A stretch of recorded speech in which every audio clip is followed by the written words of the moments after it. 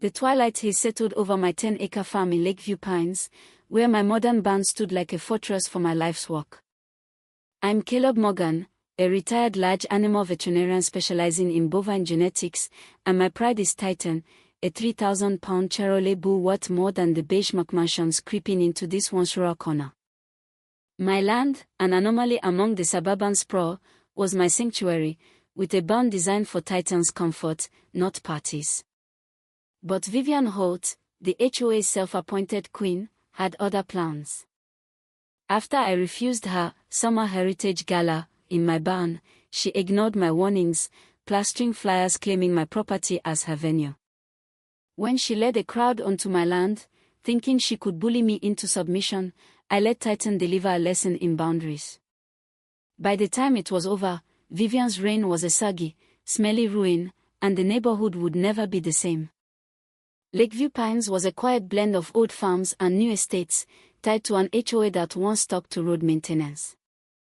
Then Vivian arrived, her white Escalade hugging parking spots, her lacquered blonde hair and neon outfit screaming new money. She muscled her way to HOA president, ousting the mild-mannered predecessor with relentless bullying. Her husband, Leonard, a nervous man muttering about financial instruments, trailed her like a shadow. Her first move was a glossy flyer on my mailbox, announcing the gala in Morgan's barn. No one asked me. I crumpled it, assuming a mistake, but another arrived, with a note in purple ink, Vivian H. expects full turnout. Furious, I called her.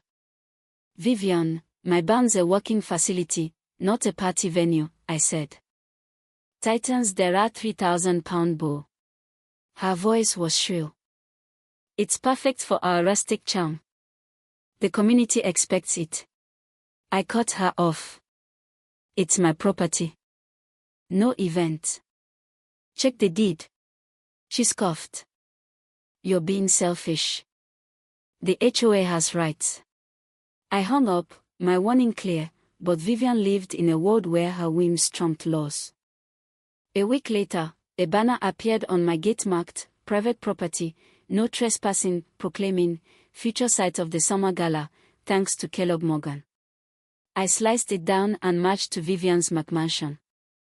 Leonard opened the door, startled, as Vivian backed about cilantro-free salsa from within. This stops now, I said, dropping the banner. She waved me off. Just publicity, Caleb. The community's thrilled. You're trespassing, I snapped. Find another venue, or face legal action. Her eyes narrowed. You wouldn't sue the HOA. Think of the bad press. I left, her threats echoing. Vivian wasn't just ignorant, she was defiant, planning to seize my barn for her glory. I called my lawyer, Ellen Price, a no-nonsense expert in agricultural law. Classic HOA overreach, she said, drafting a cease and desist letter citing state property laws. My barn, on my deeded land, wasn't a common area. I sent it certified, Vivian's signature confirming receipt. I installed HD cameras around the barn and gate, ready for two-legged pests. But Vivian doubled down. A flatbed of potty-potties rolled up, the driver citing Morgan's barn for delivery. No event here, I said, turning him away. Vivian's email to the HOA list followed, calling me a quirky farmer with bull safety concerns, handled by professional handlers. She was slandering me, planning to invade my barn with a band and caterers. My neighbor, Mrs. Clara Dunn, tipped me off. Vivian showed a barn diagram on Zoom, with tables and a dance floor, she whispered. She says you're just shy. I thanked Clara, my resolve hardening. Vivian wanted rustic chic. I'd give her an authentic farm experience. I reconfigured the barn, moving steel panels to create a 40-foot square pen for Titan in the center, dominating the space. No dance floor could fit around it. I cleaned nearby stalls, leaving just enough manure to amplify the barn's earthy St. Vivian's country charm in full force. The main doors, heavy sliders, could lock from outside. If Vivian's crowd forced their way in, they'd meet Titan and a lesson in trespassing. I alerted Sheriff Lucas Wade, a friend who knew rural disputes. Vivian's planning to trespass despite my cease and desist, I said. I'll have cameras. No confrontation, but I'll secure my property. Lucas sighed. Brenda holds a handful. We'll patrol Saturday. Call if she shows. I prepared for war, calm but calculated, like planning a delicate surgery.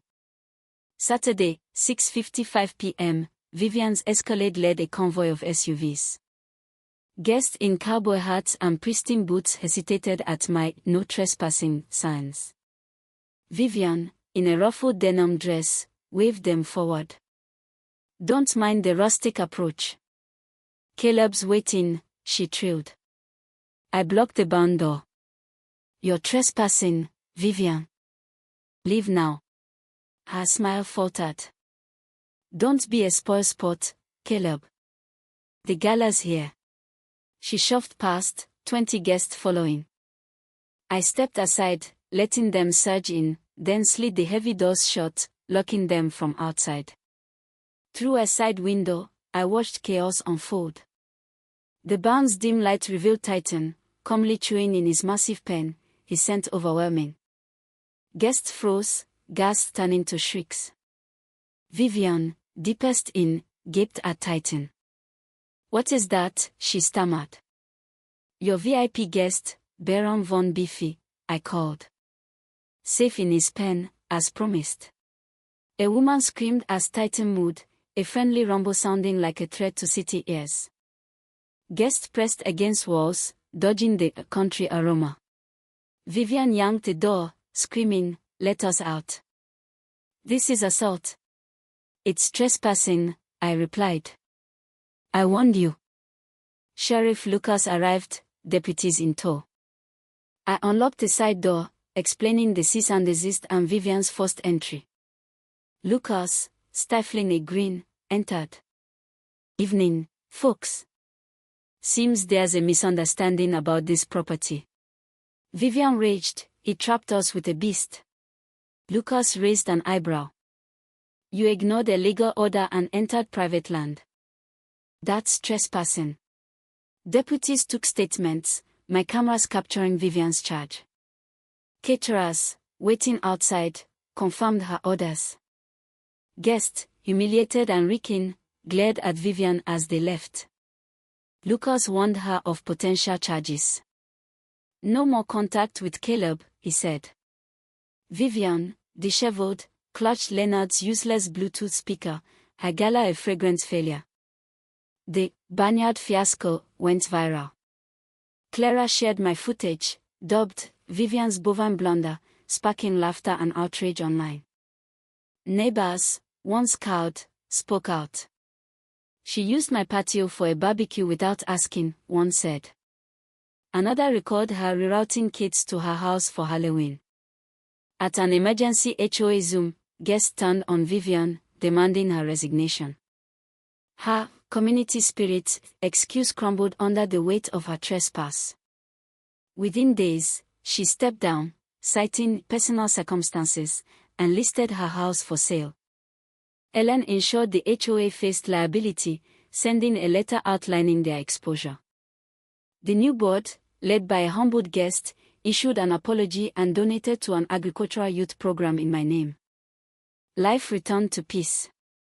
Titan, unfazed, munched hay, a local legend. Neighbors snapped photos from the road, respecting my gait. The HOA refocused on roads and wells, not private barns. My farm, once a backdrop for Vivian's ego, was mine again. The story spread, fueling debates. Was my trap petty revenge or a righteous stand? Some called it cruel, others a masterstroke against HOA tyranny. I didn't care. I'd protected my land, my bull, and my peace. Vivian thought she could seize my barn with charm and a clipboard. Titan and I showed her boundaries matter, and sometimes, a 3,000-pound bull speaks louder than words.